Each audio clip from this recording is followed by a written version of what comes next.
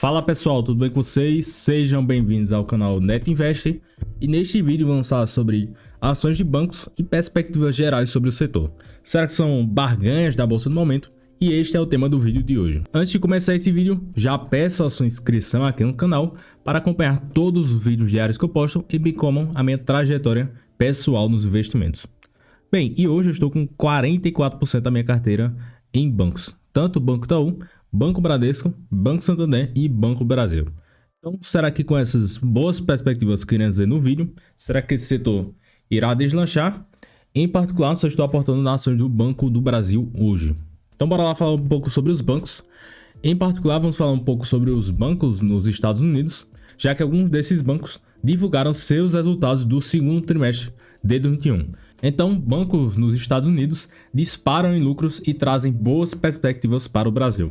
Dessa forma, será que o mesmo irá acontecer nos bancos brasileiros nos próximos trimestres, já que aqui no Brasil há um certo descasamento aí no tempo. Então pode demorar mais 1 ou 2 trimestres para que os bancos aqui retomem seus resultados bem expressivos. E um fato que eu estava observando nos Estados Unidos, será que de fato os bancos digitais são uma grande ameaça para os bancos brasileiros? Então, estima-se que existem mais de 5 mil bancos nos Estados Unidos, porém, apenas 15 dos maiores bancos concentram cerca de 80% dos ativos bancários. Consequentemente, estamos vendo aí claramente o mesmo movimento no Brasil, várias fintechs entrando, principalmente com serviços financeiros, certamente irão tomar fatia de mercado, isso é natural, mas em geral sem cobrar nada, mas em geral não acabam roubando a fatia que de fato os bancos aqui oferecem, principalmente com empréstimos. Além do mais, com esses resultados expressivos que os bancos nos Estados Unidos têm apresentado, o índice dos maiores bancos estadunidenses sobe 27% no ano. Está quase aqui nas suas máximas históricas. E os bancos aqui no Brasil basicamente estão andando de lado ou caindo alguns deles. E percebemos o seguinte, que os bancos brasileiros no quarto trimestre de 2020 e o primeiro trimestre de 2021 já reportaram resultados bem expressivos e alguns dos bancos, em particular Banco Brasil, Banco Bradesco e Banco Santander, reportaram aí trimestres fantásticos. Dessa forma, olhando para o exterior, lucros no segundo trimestre de 2021, o JP Morgan subiu 155% no seu lucro líquido, envolvendo o segundo TRI de 21 versus segundo TRI de 20. O Goldman Sachs, um crescimento de quase 1.400% no comparativo com o trimestre do ano anterior. Então, os analistas destacam o seguinte: existia uma grande preocupação com as perdas geradas pela segunda onda da pandemia, mas os números mostraram que as instituições estão muito saudáveis, crescendo e com lucros acompanhando. Porém, devemos destacar o seguinte, porque estamos comparando com o segundo trimestre de 2020, que foi o pior trimestre aí da pandemia, onde várias empresas foram fortemente impactadas. Então, é de se esperar de fato um crescimento muito robusto no lucro líquido, já que estamos comparando em relação a um trimestre muito afetado. Dessa forma, com todo esse cenário no exterior, os analistas pensam o seguinte: quando pensamos no reflexo que os números dos bancos estrangeiros podem trazer sobre os locais, é necessário ponderar que estamos atrasados em relação à recuperação econômica e também à vacinação da população. Então, isso também são alguns impasses, mas a recuperação econômica já está acontecendo e a vacinação também. Então, é uma questão aí de 1 ou 2 trimestres atrasados em relação ao exterior. Além do mais, um fato que devemos observar, olhar aqui as taxas de juros das operações de crédito. A linha pontilhada em preto é justamente a taxa de juros no consolidado total. E essa parte aqui em vermelho é a Selic acumulada no período. Então perceba que no final de 2020 estava em 1,9%. E perceba que desse total, essa parte aqui, a linha pontilhada em preto, basicamente o spread bancário permanece constante, independente aqui da taxa Selic. Mais além, como observamos aqui, o spread das operações de crédito, ou seja, a diferença que o banco capta e com o que ele empresta, temos aqui, olhando desde 2014 até 2018, com a Selic um pouco mais alta, e perceba que de fato o spread bancário nessa parte em verde acabou crescendo e chegou aqui no seu pico de 24,1% e depois caiu para 19,8%.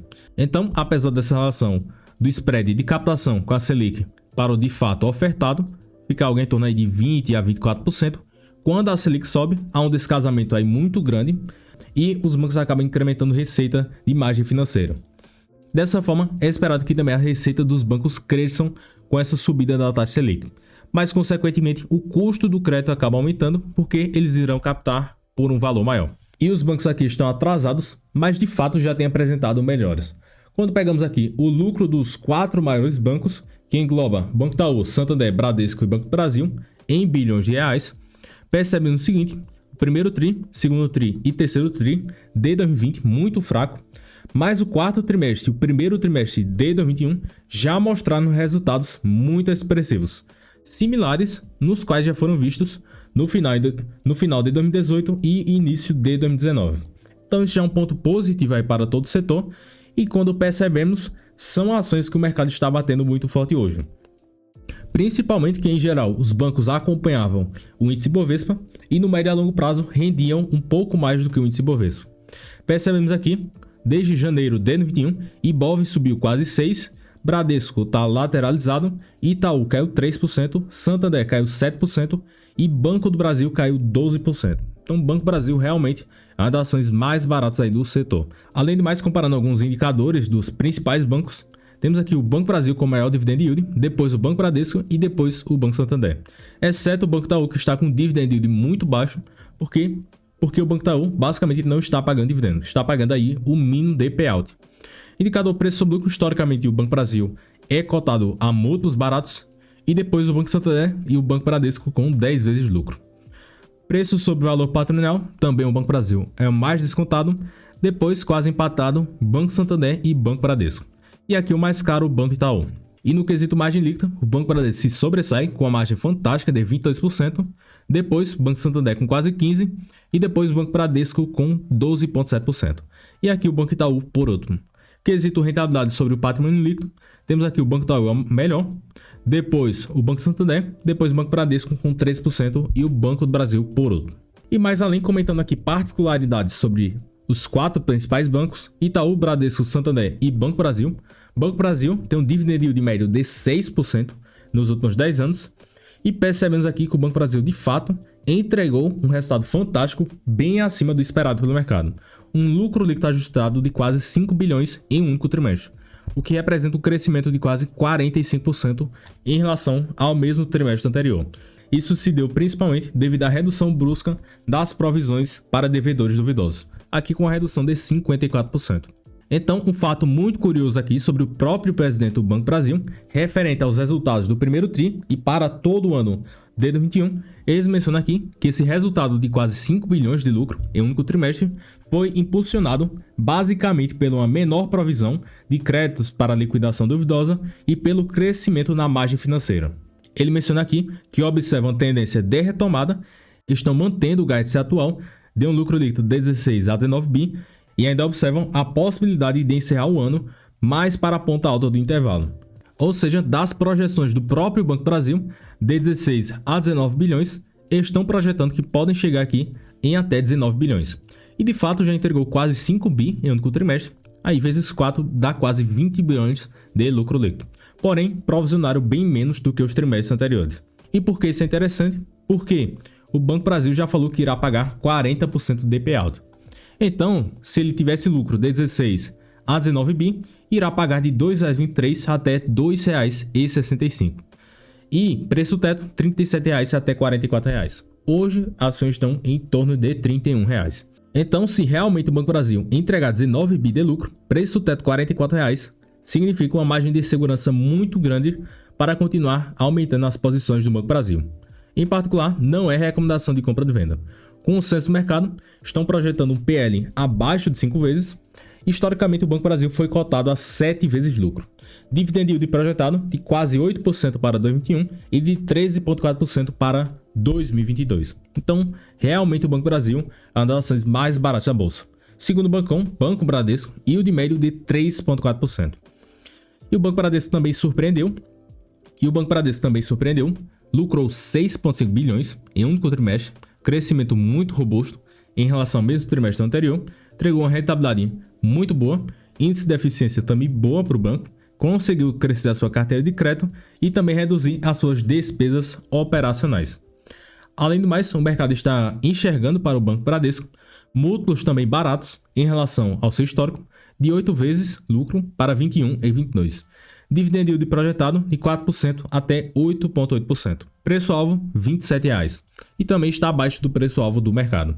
Terceiro banco do vídeo, Banco Santander, 6,2% de dividend yield nos últimos 10 anos. E o Banco Santander também entregou um trimestre fantástico, o maior lucro líquido histórico por trimestre, de 4 bilhões em um único trimestre. Percebendo que é o banco que tem a melhor rentabilidade sobre o patrimônio líquido, excluindo efeitos não recorrentes, teve um ROI de 21,5%. E excluindo essas provisões para devedores duvidosos, era para o Banco Santander ter lucrado 15,5 bilhões em 2020. Além do mais, o Banco Santander é muito esquecido pelo mercado e tem uma fatia de mercado muito relevante. Observando aqui, quase 20% em crédito consignado, 12% em crédito imobiliário, quase 11% em crédito rural e quase 25% em financiamento de veículos. E ele é líder do segmento. E não é à toa que o Banco Santander já emitiu que pretende crescer forte para crédito imobiliário e também para o agronegócio. Cabe destacar que o Banco Santander é o mais eficiente do setor junto com o Banco Brasil. Consegue fazer uma receita grande com pouca despesa. E sobre o consenso do mercado, estão projetando aqui 9 vezes lucro, quase 10 vezes, dividend yield projetado em torno de 8%. Preço-alvo R$ 32,00 para Sambi 11. Então, estão estimando quedas nas cotações. Quarto bancão, Banco Itaú, yield médio 4% nos últimos 10 anos. Banco Itaú também surpreendeu, mas não foi um resultado tão expressivo assim. Teve um resultado recorrente gerencial, em torno de 6,4 bilhões, que houve um crescimento de 19%, um ROI recorrente de 18,5%. Foi um resultado ok, mas não foi nada demais comparado com os outros bancos. Destaque do banco, conseguiu crescer a carteira de crédito para imobiliário pessoa física, também veículos pessoa física, segmento de agronegócio que está bombando no momento. Então, os bancos estão aproveitando essa onda para acabar emprestando mais, que em geral tem uma baixa inadimplência. Consequentemente, os bancos já estão mostrando retomada de resultados. O Banco Itaú, historicamente, é o mais caro em relação aos demais. Indicadores projetados segundo o mercado, um PL de quase 12 e de 10,5 para 2022. Dividend yield projetado 3,8% e de 7,6% para 2022. Preço-alvo R$ 29,00 para Itube 4. Então não tem tanta margem aí de segurança. Além de mais, se você quer entender um pouco mais sobre o setor bancário e também sobre essas ações mencionadas no vídeo, além de mais Banco Banrisul e Banco ABC, entre outros bancos médios, vou indicar aqui o relatório gratuito sobre o setor bancário, link na descrição do vídeo ou no primeiro comentário fixado. E bem pessoal, comente aí abaixo qual dessas ações de bancos você tem em carteira ou se você também está aportando em alguma delas nesse momento. Se você gostou desse vídeo, já deixe o seu gostei e se inscreva no canal para acompanhar mais vídeos diários sobre investimentos. Então, até o próximo vídeo e forte abraço!